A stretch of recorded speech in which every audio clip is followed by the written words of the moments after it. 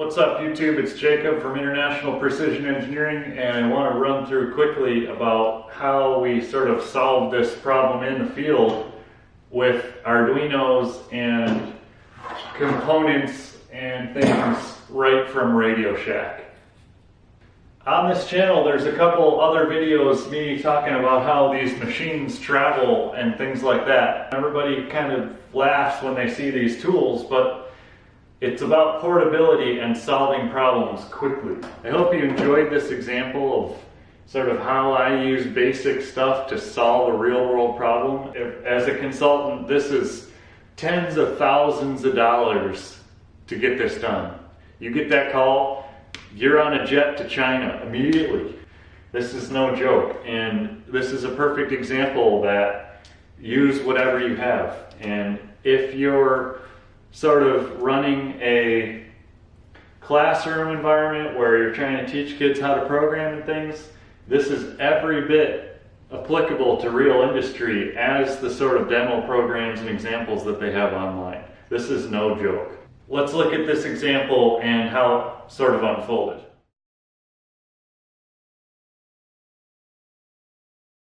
Of course, I can't talk about specifically what application this went into or what was the problem, but let me tell you how this typically goes. Okay, you're in production, or there's some production facility that's running parts, or a production line or an inspection line or something like that, and as an engineer what you try and do is think about how this line could break down and then sort of have a plan for the fix if it ever happens, or sort of do preventative maintenance so that it doesn't happen, okay? And in this machine vision application, what happened, we'll say, is that the engineer thought about, well, this is a critical thing, we better buy this extra part, and it turned out to be the illumination on this machine vision application. And mind you, these solutions are somewhere in the ballpark of hundreds of thousands of dollars, okay? 100, 200, 300, sometimes even more, like 1.5 million on a really sophisticated application.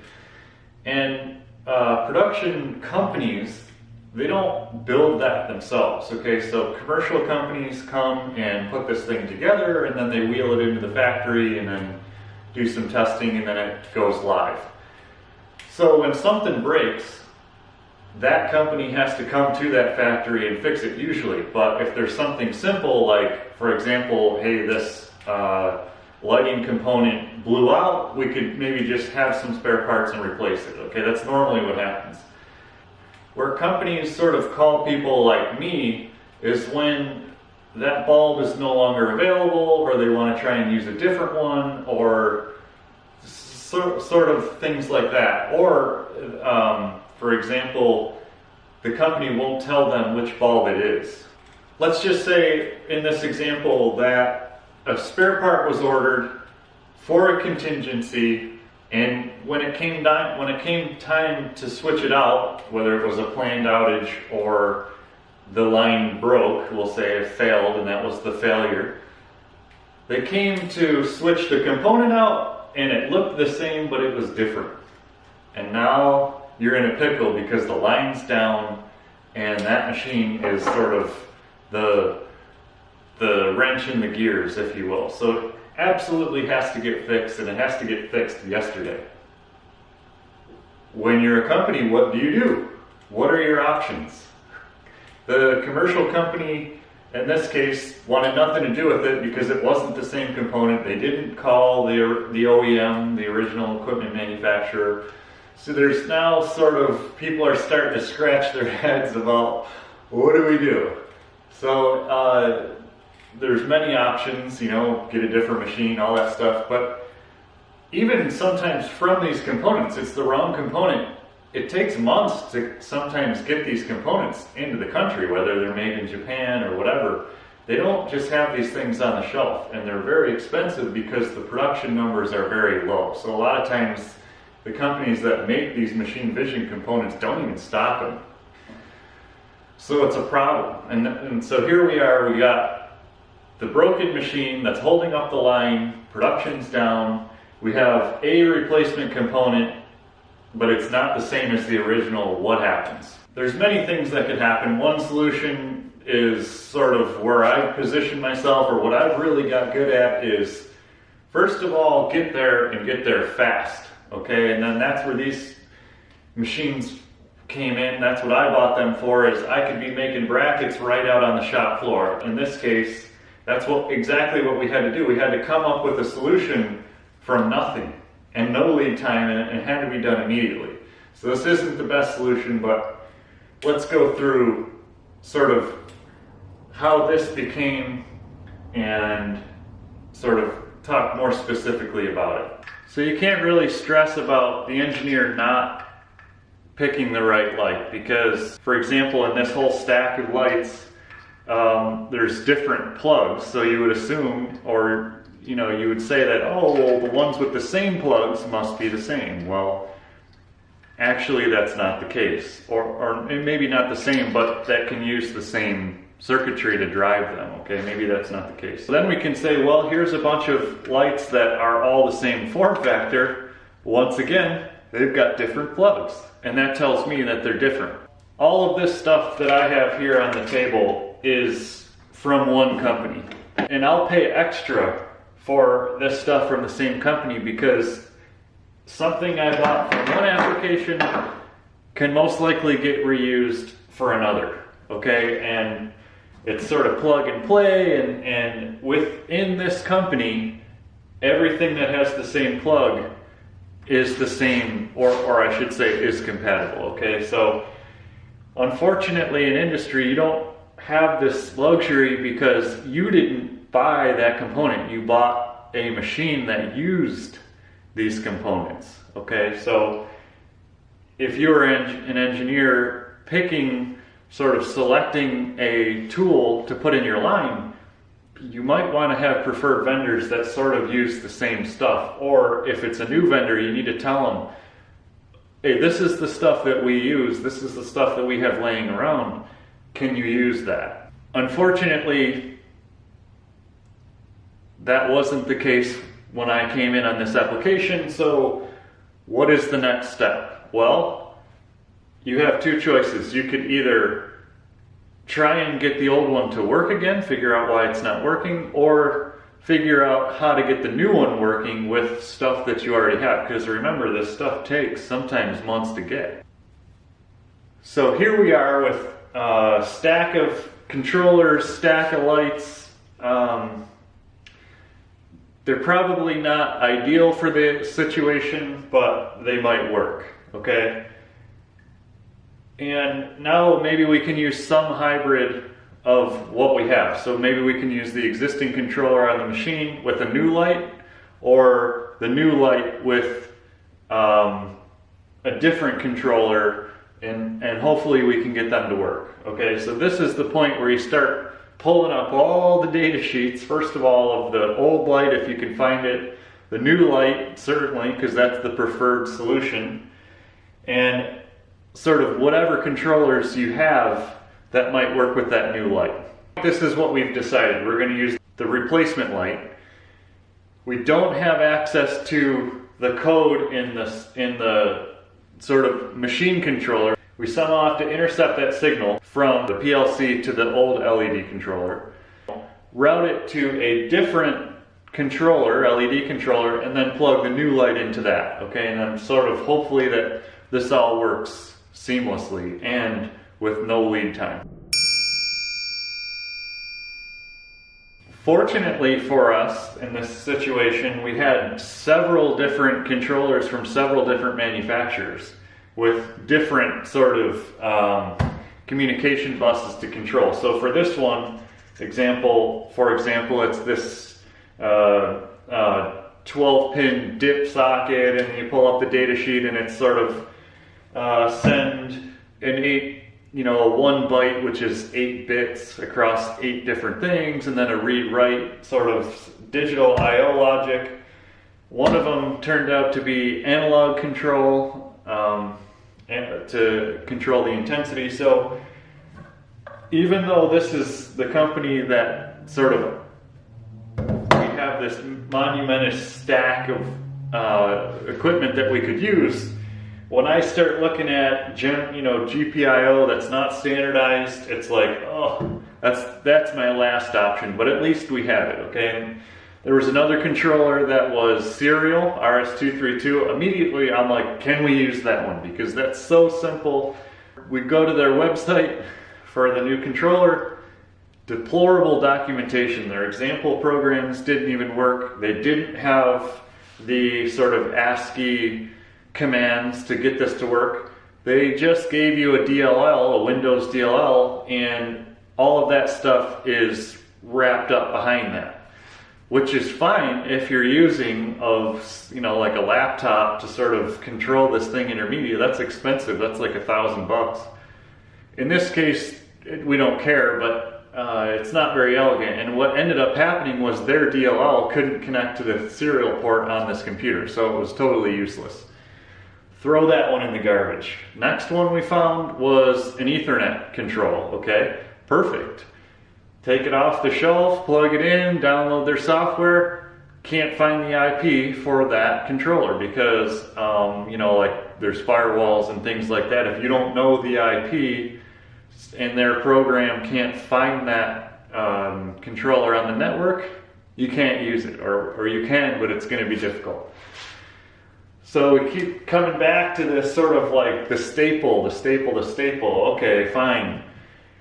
Start looking at the data sheets. We're just going to have to make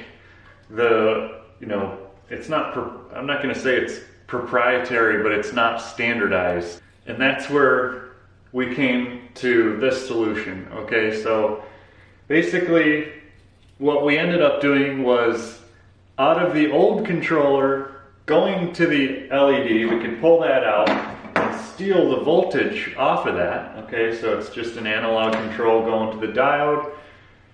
Roll up to Radio Shack, get a $30 Arduino, and never buy one, always buy multiple. Okay, so we get a Arduino Uno, which has a 10-bit ADC in it. Should be good because on the sort of the HMI, we only have 100 gradations between 0 and full illumination in manual mode. So we throw that right into here, and these sometimes can be up to 48 volts, so we just throw a voltage divider in there.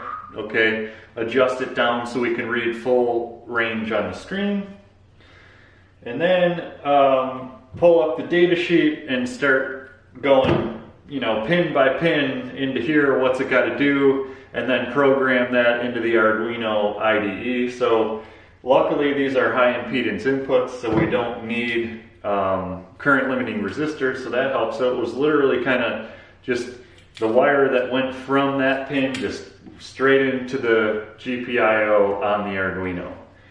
Alright, and then we had two controllers, and then the second controller ended up being analog control also.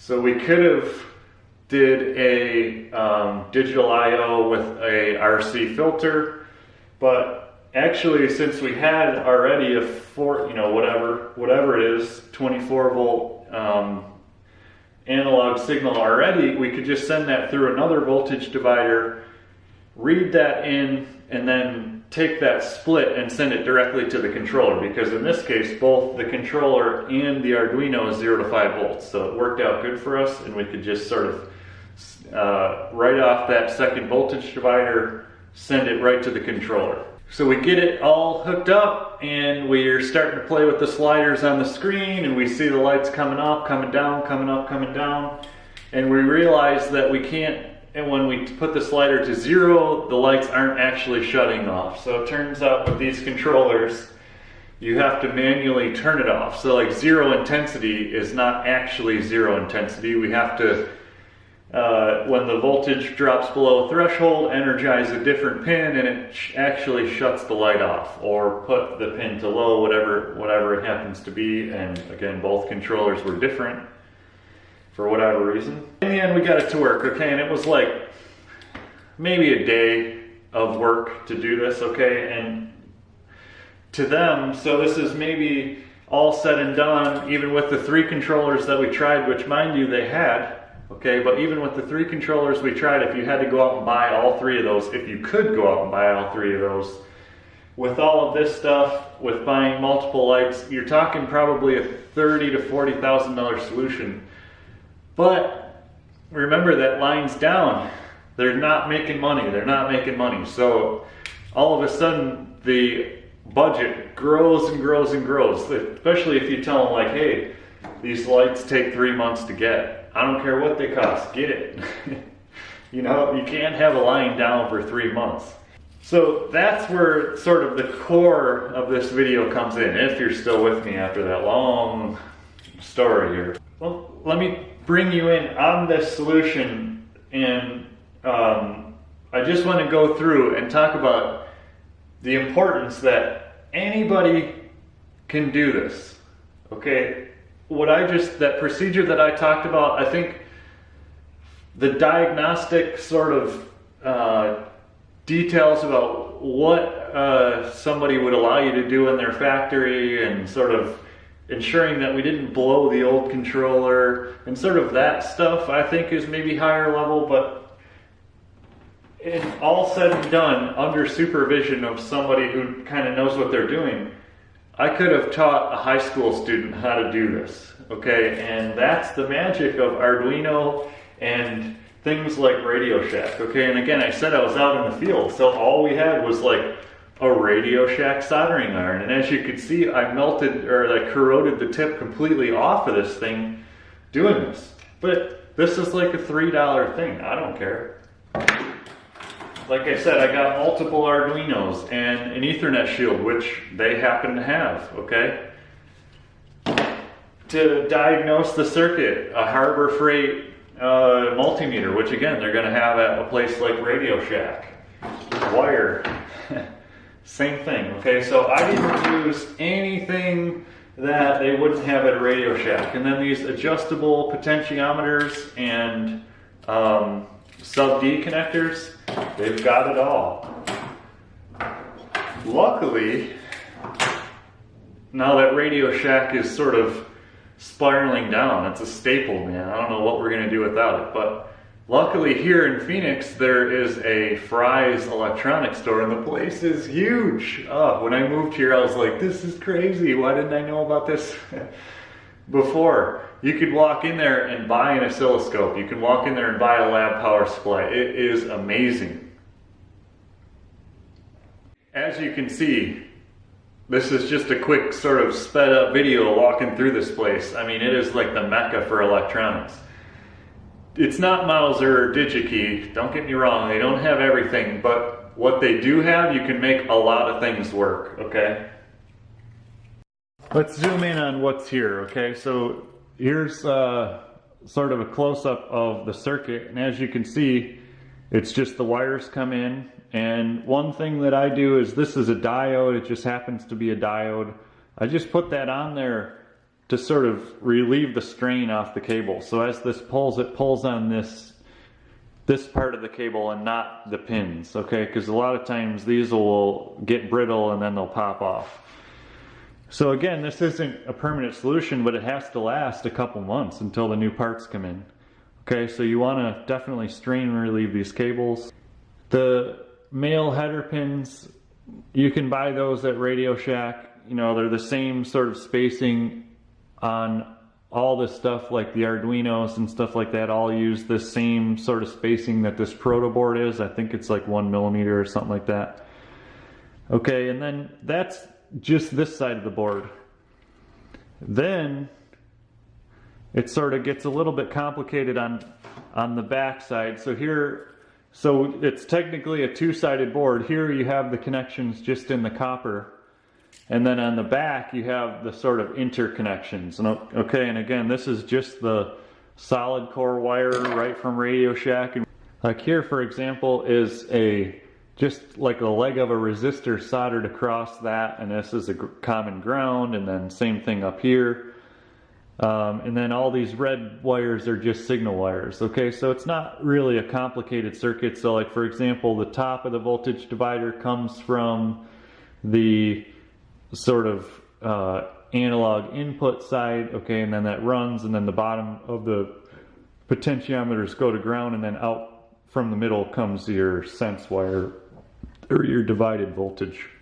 And then, I don't know why, I hope it's not so that you have to buy Arduino stuff, because in every other aspect this is open source and amazing how portable this is. But if you look at this, these male header pins fit perfectly with just missing one. Okay, and you can even leave it there. You don't have to cut this into two and it will still plug in. But on the other side, it's off by exactly half.